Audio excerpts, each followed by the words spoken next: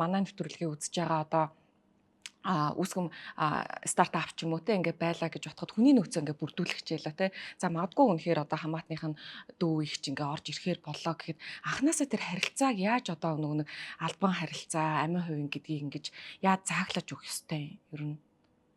Ажил үүргийн давхцал бол байх ёсгүй. Ажил үүргийн давхцал байх ёсгүй. Ажлын байрны одоо тодорхойлт гэж байдаг шүү дээ. Тэр нь давхцахгүй байх ёстой. Гэхдээ манайханд нэг юу гэдэг шүү дээ. Одоо аж ахуй нэгжүүд чинь хүний эрхийн сургалт хуулиараа явуулах ёстой шүү дээ. Гэхдээ явуулсан нь хэд гэдгийг би мэдэхгүй.